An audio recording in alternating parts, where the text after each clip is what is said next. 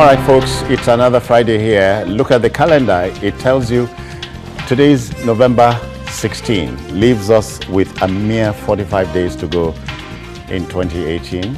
Accentuate the positive. I am Citizen Jones Hussein. On the program today, governors Labour draw battle line over minimum wage as governors tell NLC to choose between 30,000 naira and retrenchment of workers. And later on the show, we'll share this with you. Chief of Army Staff Borote, General Borote, demands greater funding of the army, vows to crush insurgency, just as Boko Haram invades another community near Maiduguri. I'm hanging out this evening with you-know-who.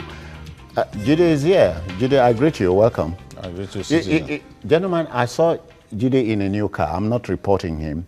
Okay. He says he was going to wash it later after the show. After the show. But it's all right. We are ready for that. Keep creating problems for me. No, it's all right. No be problem. I'm good at avenging these things. Ishmael Omikwidon is here. I greet you, Ishmael. And Tude Abaton has reported for duty. So the team is ready. I hope you are.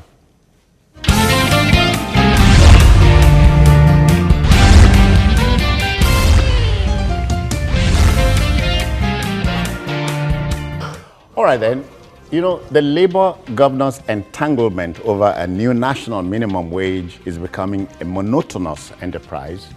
With another threatened nationwide strike on the cards, one wonders if it is just fine to go into a battle you don't gain anything by winning, if you understand the logic there. Organised Labour has given the federal government a December deadline to commence payment of the agreed 30,000 new minimum wage, or it would resume its suspended nationwide strike. State governments have given Labour a near Hobson's choice in the matter. Here the communique by the governors. It was read by the chairman of the Nigerian Governors Forum, Abdul Aziz Yari of Zamfara State. It says, choose between the 30,000 naira benchmark and job cuts across the country, or a federal government acceding to a review of the national revenue allocation formula. That's it all. It's a Hobson's choice. You think you are watching a crazy home video. Honestly, I'm surprised at the turn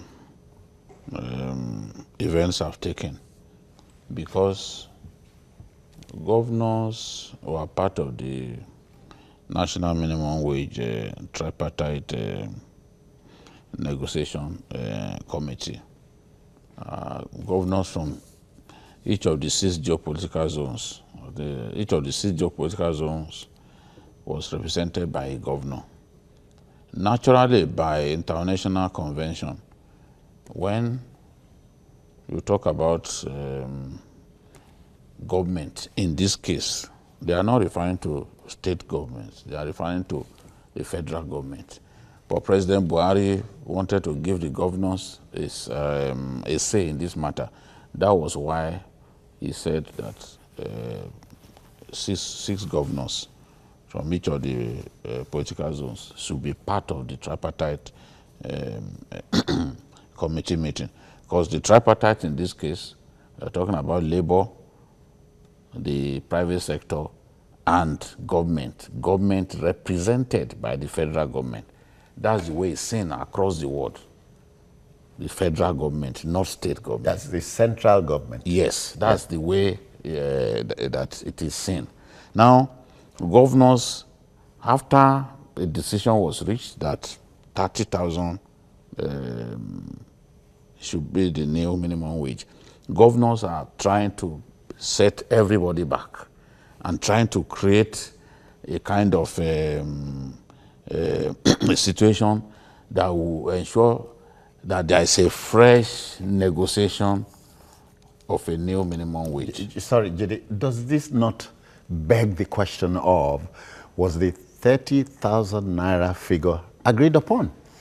It was agreed upon. By all parties? Going by the words of Pepu, Madam Pepu, who led the tripartite committee, Labour came up with a different figure.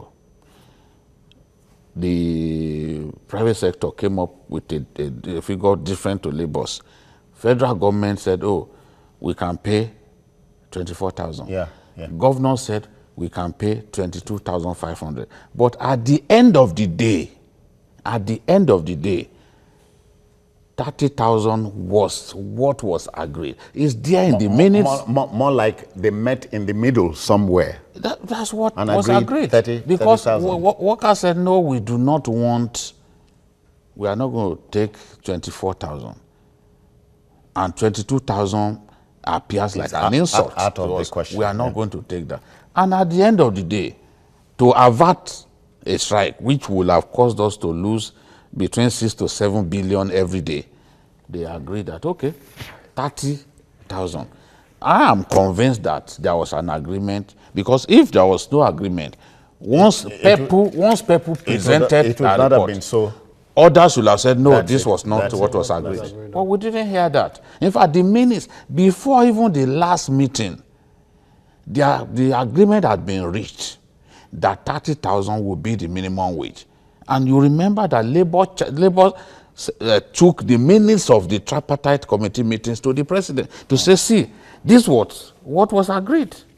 When governors began to vacillate and began to say, no, we cannot pay this. So at the end of the day, in my view, if there were about 10 figures being bandied around, once unanimity has been achieved in terms of that figure, 30,000, then that is the figure that we are supposed to work with. Yeah. The governors are just one group out of the many groups that came together.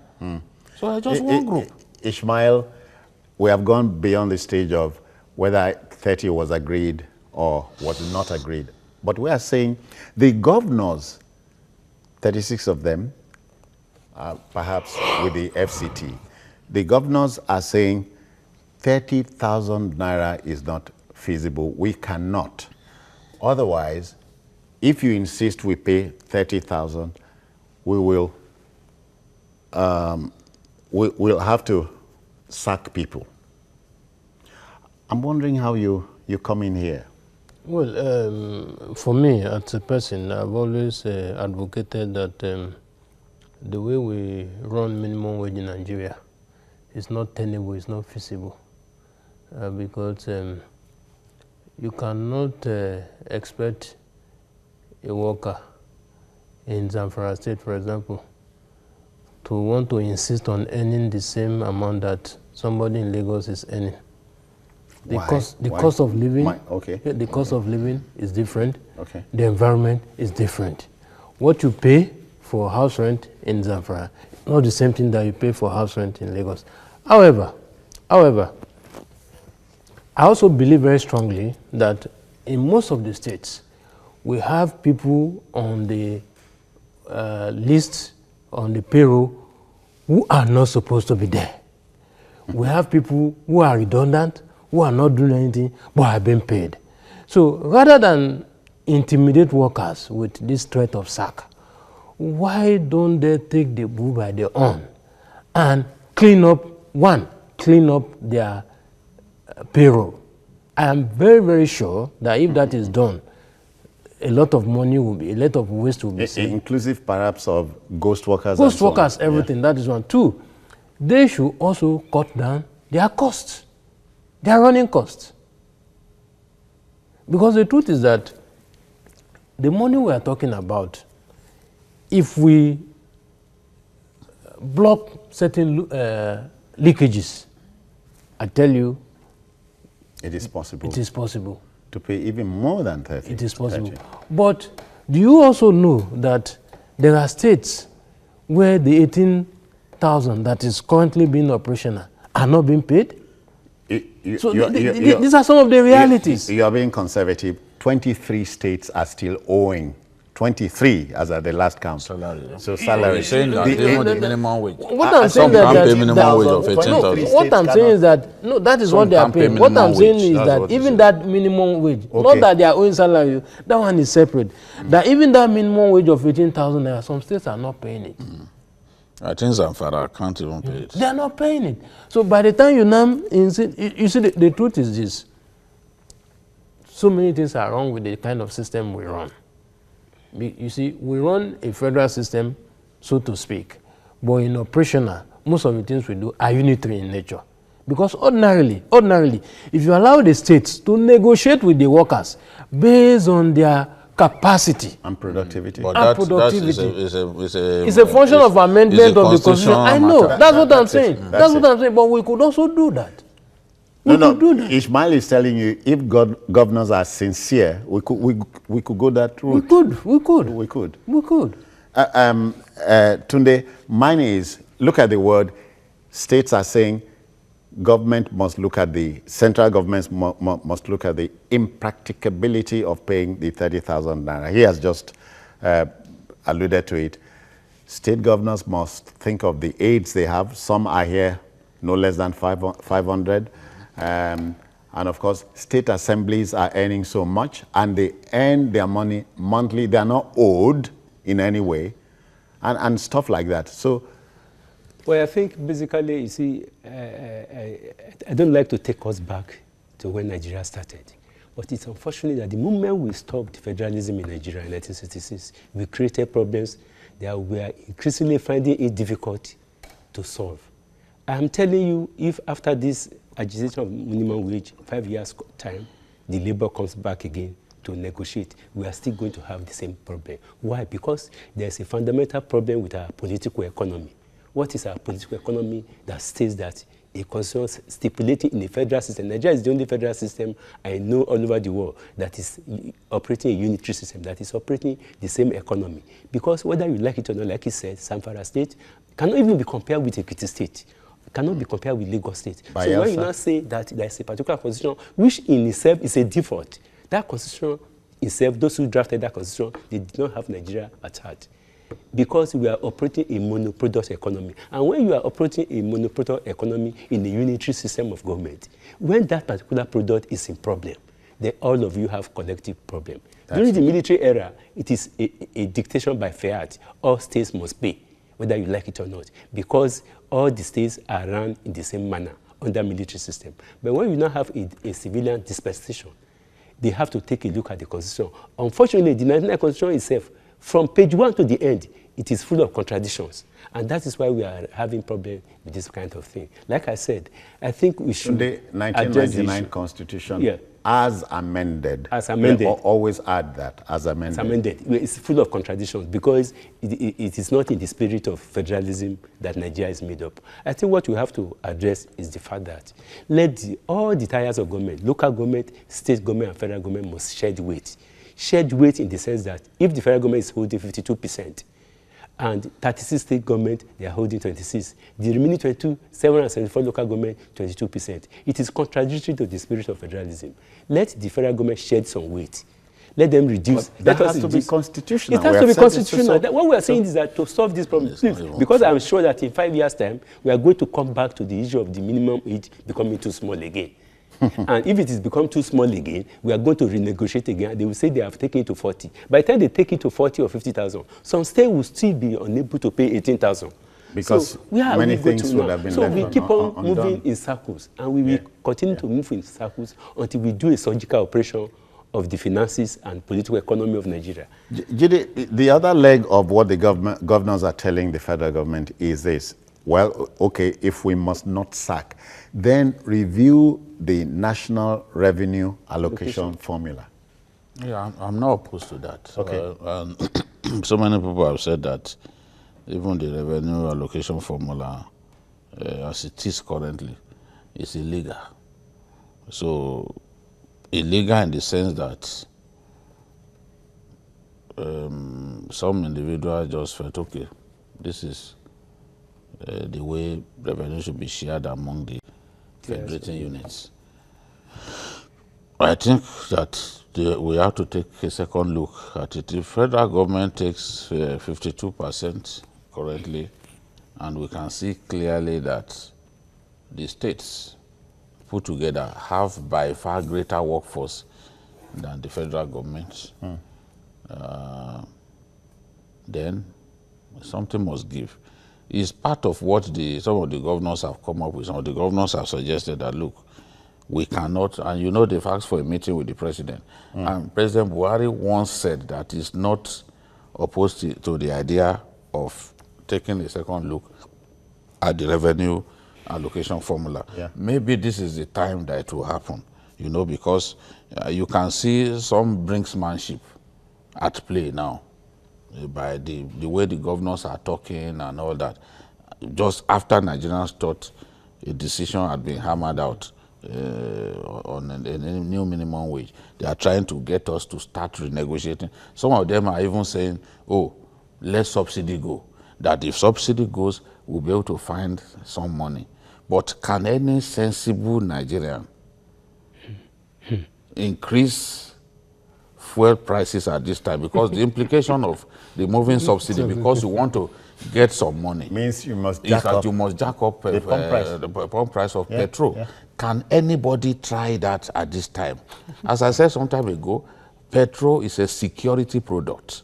It's not what you can just wake up, you know, on the wrong side of the bed and just increase its price. It's a security product. And I don't think the president, who is eyeing a re-election, would want to do what, because I heard even the governor of Ebonyi State, Umahi, was saying that, well, this subsidy thing, we have to look at. At this time, you want to remove subsidy at this time? You can't. It's just not practicable. If the president does that, he will not be re-elected. Already now, even the Labour is pushing that governors who do not support the idea of a new minimum wage should not be re-elected. There are different ways to address this problem. I think that one of the measures that we have to take in the final analysis, everything put together, is to look at that portion of the Constitution that says there shall be one minimum wage. Because we are torn between the devil and the deep blue sea now.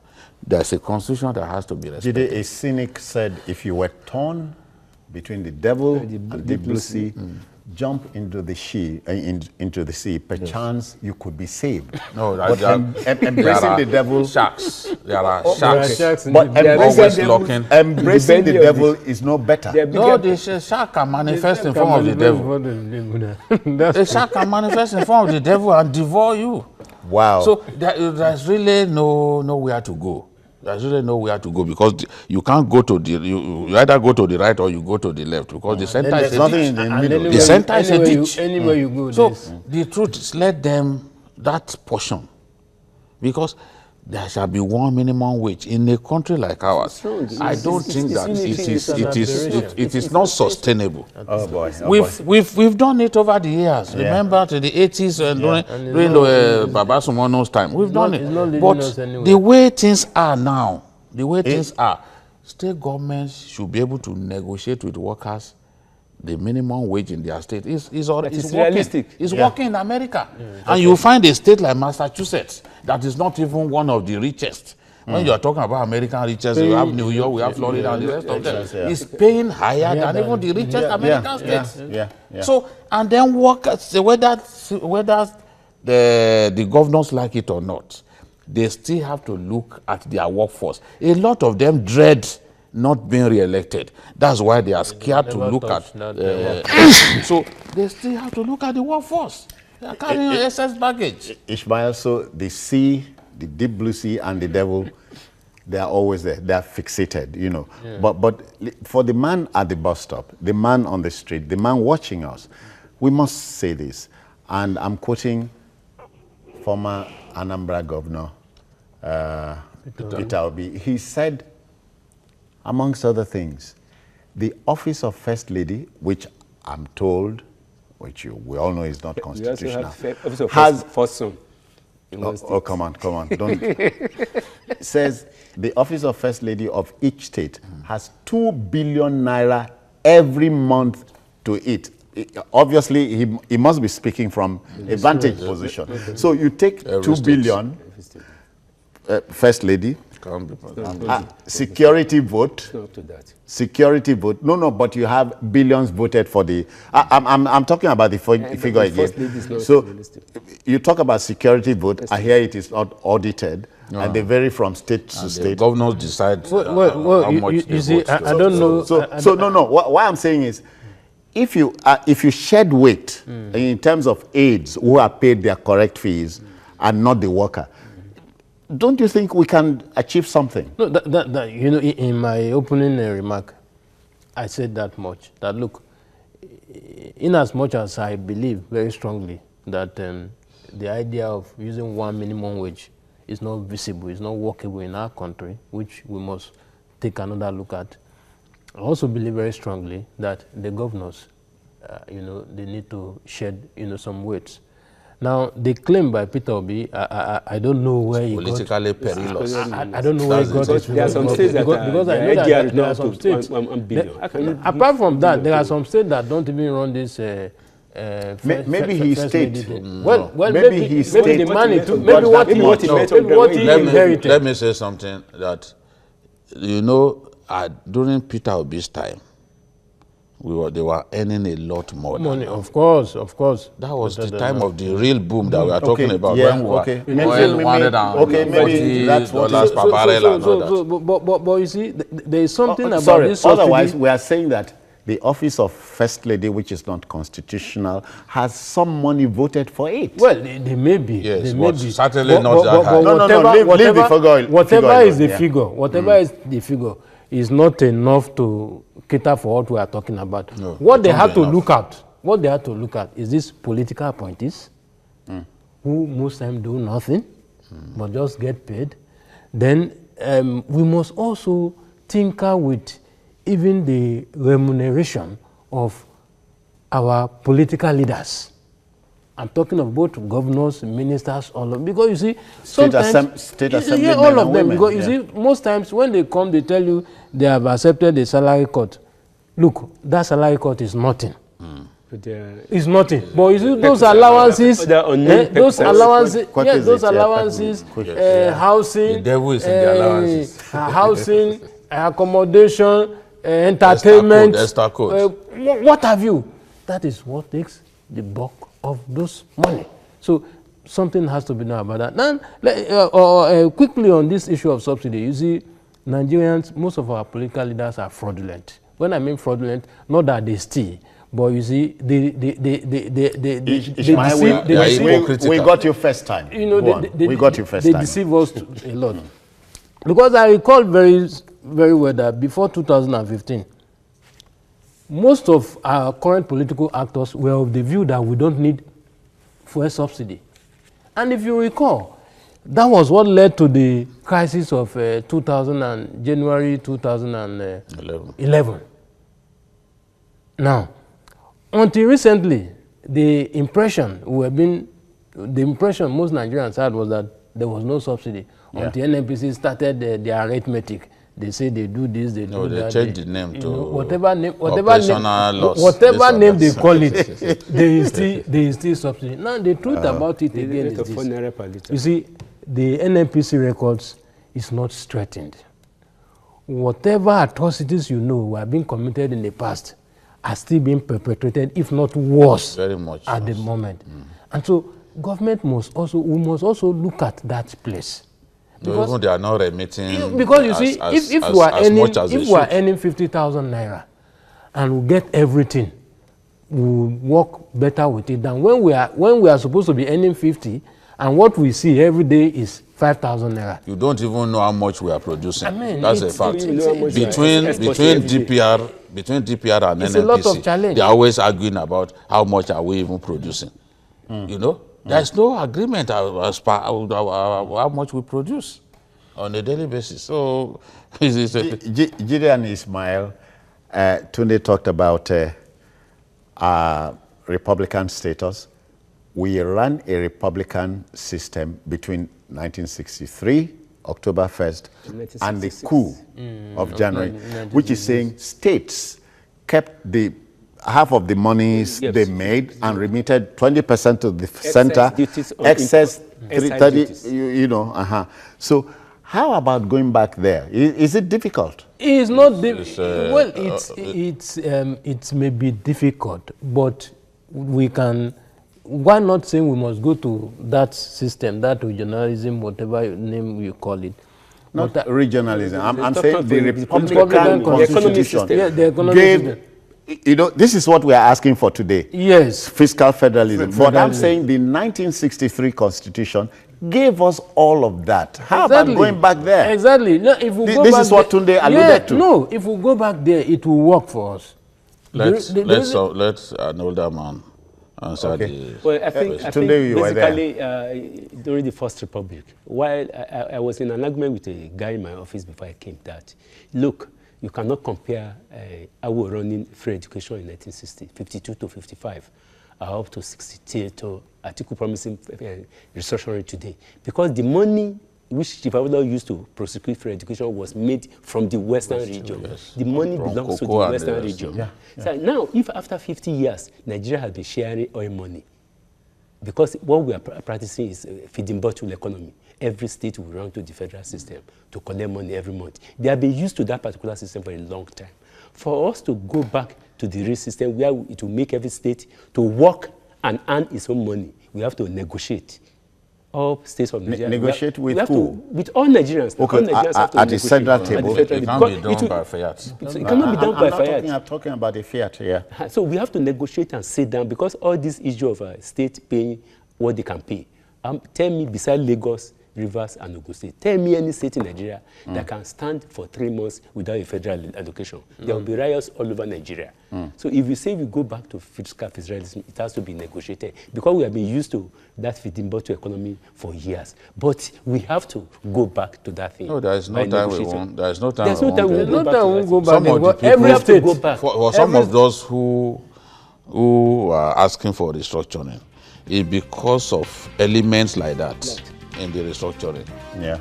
That's why some of us feel that this restructuring argument should not be dismissed. Let's look at some of the very positive things that we can actually look at. You can. Almost all the states. Almost all the states have mineral resources that they can develop. In 5 years' time, we are going to have another new national minimum wage. And the same problem will persist. I can feel your pulses, but let's take this break and come back. We'll go back to it. Please don't go away.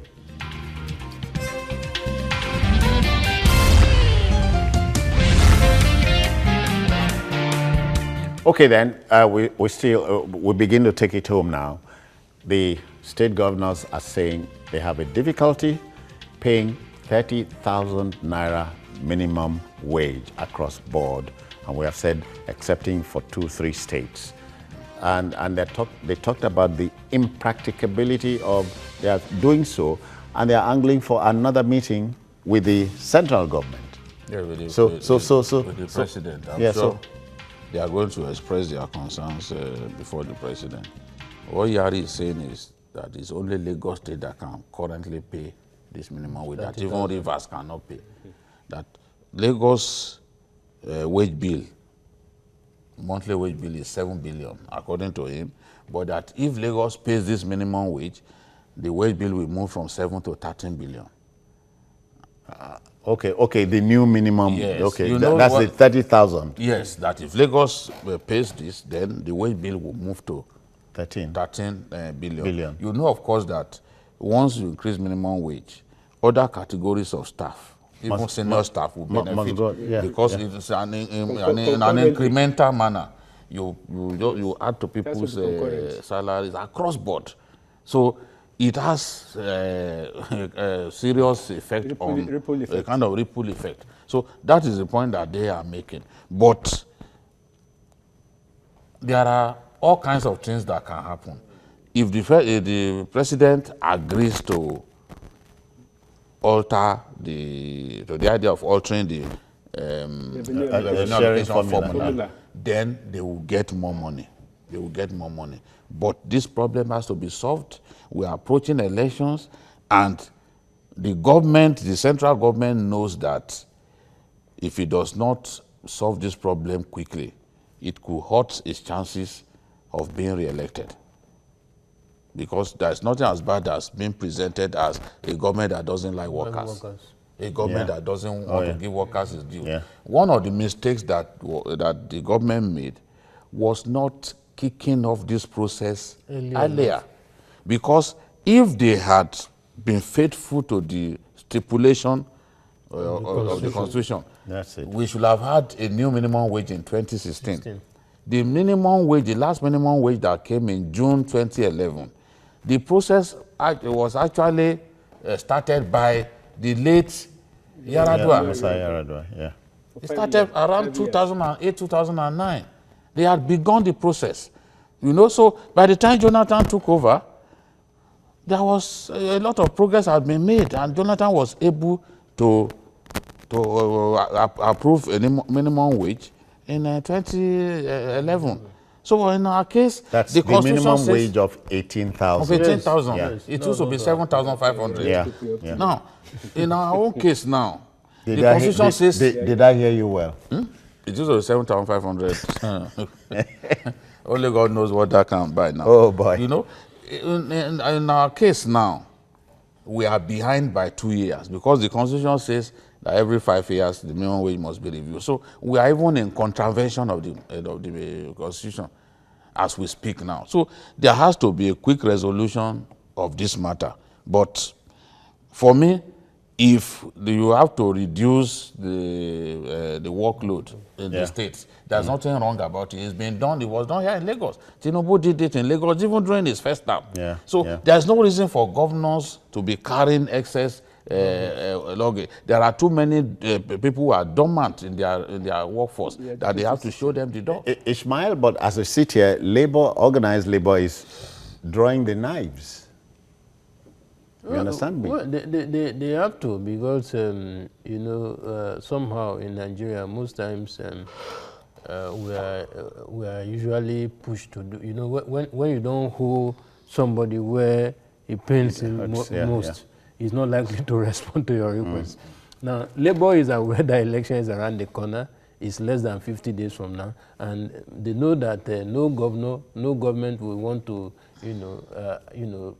joke with them. So, but I just pray that we will not also find ourselves in okay, we'll pay, we'll rush it, and after the election, go back to school. Because it's also possible. The president is also present the appropriation bill 2019. We wait to see whether it will factor the minimum wage into the appropriation bill. I don't think they are willing to factor it, because if you look at the releases that came out after this 30,000 thing, for me, I was taken aback when I saw the release from the presidency saying that Buhari has not... because it's not Buhari's power. No, it is the National Assembly. Power, but I thought that there is they know what they are doing. There's a way they should have communicated that, because because newspapers also didn't report it well by saying Buhari approves. No, Buhari is not the approving authority. That's another. It's another angle to the palaver, you know. Well, I think endorsing is different from approving. What we have to demand from our elected representatives is that about some years ago, when the late Yaja was in, there was something they called doctrine of necessity. I think that has to be invoked to solve this problem before the end of December. Today, otherwise, for me, envisaging or envisioning another nationwide strike at this time is something. Oh, come on. And don't fight a battle if you don't gain anything by winning the battle. This is a message to all parties involved in this matter. We must move on. You know, the Nigerian army, ever willing, is ready to end insurgency in the northeast and the country at large. Army Chief Lieutenant General Tukur Buratai gave the assurance during the 6th edition of Operation Vulcan at Kachia in Kaduna. The exercise, organized by the Artillery Corps, demonstrated the military's firepower in the face of challenging security and criminal activities around the country. But the army boss was quick to demand greater funding of the army for greater efficiency. We can report, though, that the unrelenting Boko Haram insurgents attacked the Judumri, I hope I got that right, community in the Jere local government area of Borno State over the weekend. Residents were seen fleeing into the state capital, Maiduguri, in their hundreds. This is becoming more vulgar than anything else. It's becoming more embarrassing, and it's causing people to ask all kinds of questions, because the terrorists are moving closer and closer to Maiduguri. No doubt about it. Jidari Polo is just about 3 kilometers to the government house. And they came to Jidari Polo and communities around it. They not only set about 65 houses ablaze, they stole, according to NEMA, they stole about 300 cows, 400 sheep, you know. So, and the question I've been asking... Without let. They had yes, so the question that I've been asking is, if you want to steal like 400 cows or 300 cows, we are not trailers. And we are not talking about 10 minutes or 30 minutes. This will take hours. 2 hours. It will take hours, so, and then you load. It's not easy to load a cow into a truck. You know, you have to have the skill. You have to be patient. You know, so that you don't get God in the process. So, and then they loaded these things and moved, perhaps in a convoy. They moved away from that area without being challenged. Before then, I think the week before, some communities along the way to Bama, you know, because the University of Maiduguri and the Dalori IDP camp is on that road that leads to Bama, you know.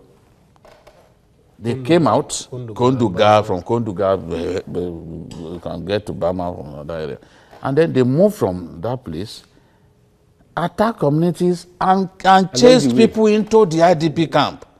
On challenge? Yes, into Dalori IDP camp, and then killed people inside the camp.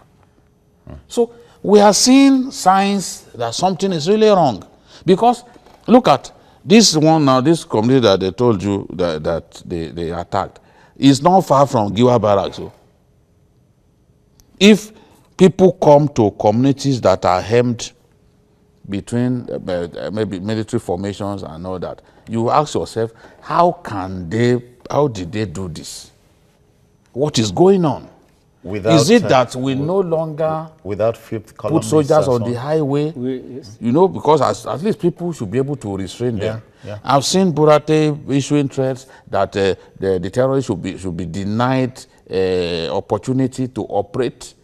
But we are seeing them operating freely, even attacking army bases. This Kareto, what was it called that they attacked? Yes, Kareto, where they killed 3 soldiers. It's actually an army base that they attacked.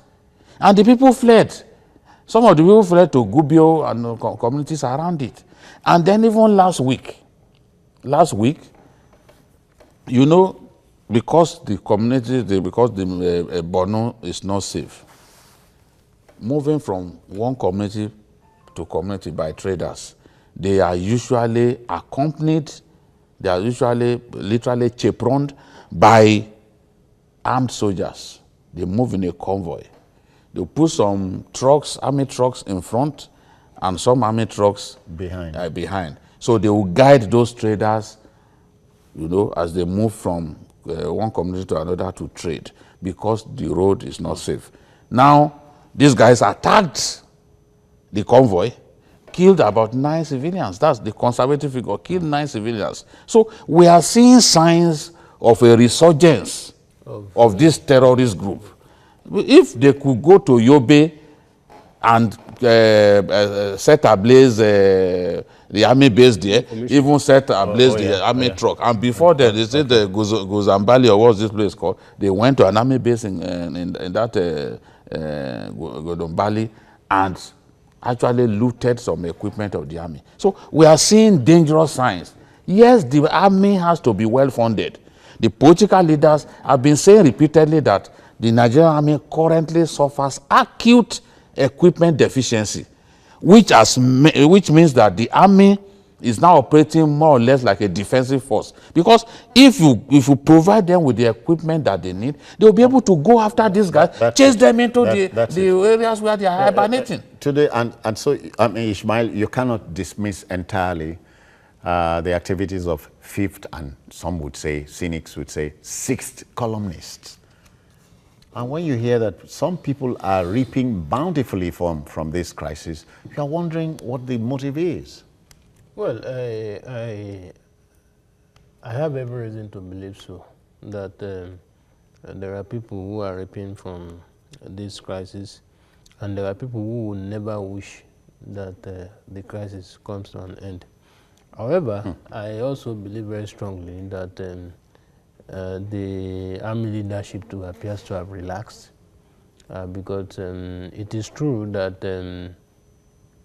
there are some areas where you are traveling to Maiduguri, you wish to see presence of army on the road. In the past, you would see them, but now they are no longer there. True. Probably because they believe that the war has been won.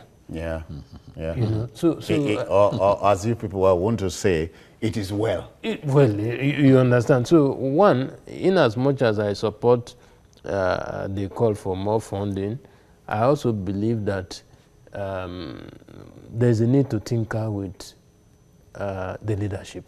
You know, the one thing about human being, when you stay too long in a particular place, you become complacent. That's the truth about it. But by the time you move people around, you know, get new person. I think they have a new commander now for the theater, theater commander. Yeah. Unfortunately, he had hardly settled down when these attacks, you know, started happening. Well, let's see what he will do. But beyond that, I think the army needs to wake up again, because most of the gains we had recorded over the years may be eroded. Because the truth is that the situation is largely better. But you see, these attacks that are happening every now and then, there is no way you will be seeing these attacks and you continue to say that, okay, they are working. Tunde, I won't pretend you are a security chief in the sense of knowing how the military works. But the argument about changing security chiefs is still there. Well, I think... Is it germane? Well, yes, but I think what we have to look at is that even to a layman, when you allow the enemy to dictate the pace at which a war is operated, then which means you have been defeated. Over the years, we have been saying here that the intelligence gathering of the Nigerian army is weak. And you now begin to ask yourself, if in the last 3 years we have been having funding of the military, at what point exactly do we know how much do we need to have a very efficient and effective military formation? When you know at that particular point, then we'll be able to analyze the threats, the external threats that you have. Because without knowing the strength of your external threat, you will not be able to prepare adequately. I think the federal government should look at that. Apart from the fact that the generals we have in place now are war-weary. When you are operating in a theater for about 7 years, there's need to inject new blood.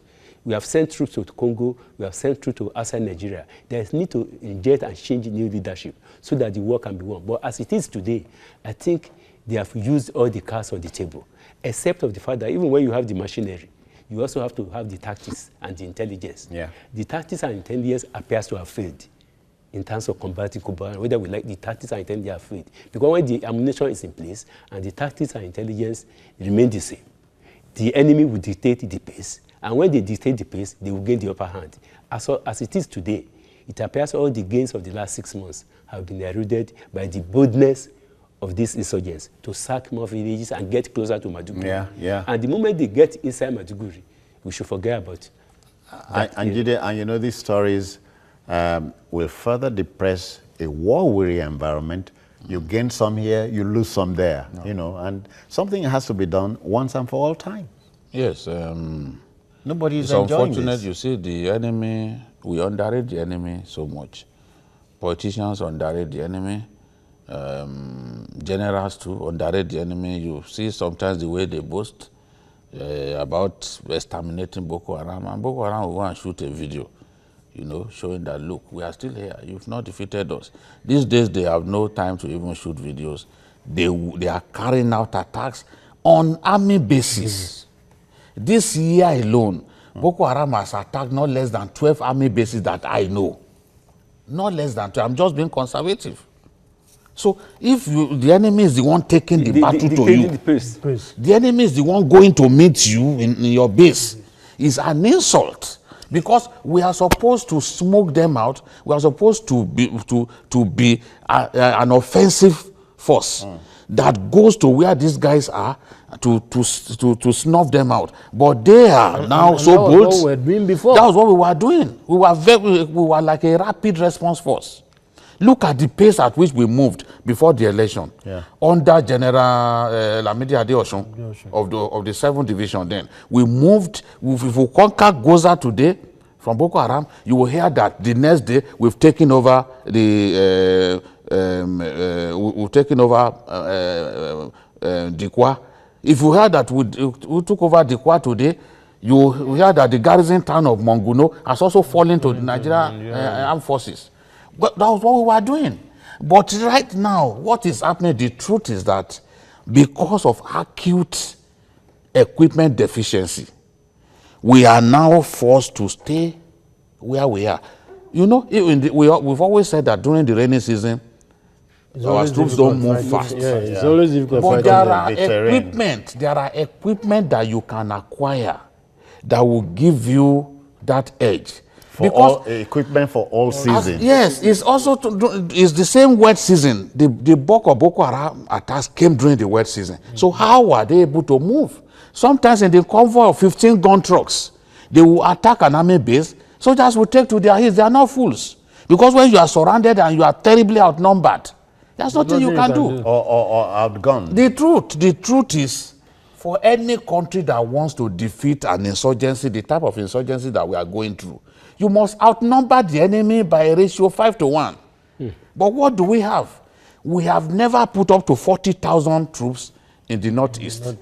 I stand to be corrected. And we can't do that because the soldiers are abusing virtually all the parts. We are everywhere. All the parts of the country. Things that policemen should do. If we equip the policemen sufficiently. Look at soldiers have no business using live ammunition against Shiites. It's not even their duty to quell riot. If you provide water cannons and other equipment for the police. Who is that person who will come and confront water cannon? Oh yeah. It lands on your body, you know you are in trouble. You're in trouble. So this is how it is done elsewhere. We are now using the army should actually be our last resort. They are now our first resort. Everywhere we send soldiers. Everywhere we send soldiers. Everywhere. Now we cannot send enough to the bad theater. Now the enemy knows that we do not have sufficient men on ground. Yeah, that's why they can easily go to an army base. Before they do intelligence. They do. Don't underrate Boko Haram. Yeah. Before they go to an army base, they have an idea of how many soldiers you have there. Yes. I once told the story of how they were able, that Gudumbali was the hometown of the Speaker of Borno State. That place that they went to and set ablaze the army base. What did they do? They first hid their weapons under logs of wood. You know, they pretended like they are going to sell firewood to soldiers that they use during their bonfire, campfire. And those were the first set of weapons that they slipped into the army base without our people knowing. The next thing, others just stormed the scene. And then before we knew it, there was bedlam, everybody running, even district head had to leave the town, ended up in Maiduguri. Ishmael and Tunde, but the chief of army staff says he's ready to snuff them out. He has always been saying that.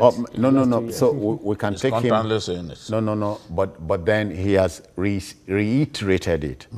You want to take?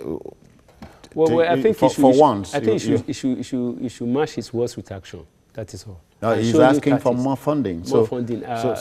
More funding in next year budget. or in which budget? Because more funding for the military has to go through the National Assembly. And Yeah, I he was- think he was maybe saying that trying to the National Assembly He was saying Assembly. that They should to have the put more National money. Last, well, he talked about the envelope budgeting, which was not helping the military, the budgeting measure of the government. That was in February last year. Yep. So the situation, to me, appears to remain the same because he's asking for more funds when he faced the Senate Committee on the Army. Well, I think basically, the federal government is not being pragmatic enough. If you are pragmatic, you know that you have a theater of war that is capable of unsettling the country. You allocate more funds, you channel more resources. The Air Force, I think the battle for Boko Haram is between the Air Force and the Army. It is not the naval issue. So you concentrate more resources, more force. And this battle can be won on the air. But this is not a conventional battle. It's not a conventional battle. I know it's not conventional. But it's more of air power than the land war. You need troops on ground. So I think the government has to change its tactics. Because like I said, they are already war weary. So you have to change tactics. We know someone told me that the president has made up his mind that until after the election. It is quite obvious. It is quite obvious. It looks so. It's quite obvious. But So unfortunately, this service chiefs, we must give it to them. They've done very They well. have tried. No They've doubt done about very that. well. Like, we must admit that. Yes, They have tried their best. Knowing what we saw after they came in, they've done very well. Up to yesterday. But you can't keep them there. Forever. Definitely. Up They to have run out yesterday, of tactics. I was discussing with some persons in Kaduna. Sorry, let this hangout tell Mr. President, Commander-in-Chief, we share your burden, but please prove this gentleman right for once. Yeah, you are saying. Well, yesterday, I was in Kaduna yesterday and we were discussing about security and whatever. I said, look, for me, knowing what I know about Boko Haram, knowing how Kaduna was before 2015 election and knowing what it is today, I give the present government and the present chief of army staff and all those involved in this insurgency war, kudos. But again, beyond that, we need to do more. That you are doing well and you have done well does not mean that we cannot have somebody else to come and So if we bring a new person now, he will come with fresh ideas, Fresh ideas. with enthusiasm. with enthusiasm, and you will see the He has a point to prove. You see He the wants to make a name. You understand, but insisting that because you Let us know go this with one, the name. it's I don't And know. it's really Tunde Abatan, we must go. Well, It's a long weekend. So Yep, I think the federal government has to be decisive. National Assembly, vote on the national minimum wage. Let the members of the National Assembly adopt the doctrine of necessity. that's it. We must solve this Ishmael problem. Omikwedan. Yes, we must rise. Yes, the two issues we have discussed today are very important and very significant, and they are also key to the election we are looking, we are looking forward to in the next 40-45 days. Government must be decisive on this issue of Boko Haram, because Boko Haram was a key factor in the campaign in 2015, and it will also be a key factor in this campaign. We must bury it. Yes, Boko Haram has to be defeated. We have not defeated them yet. They are still holding on to some Nigerian communities.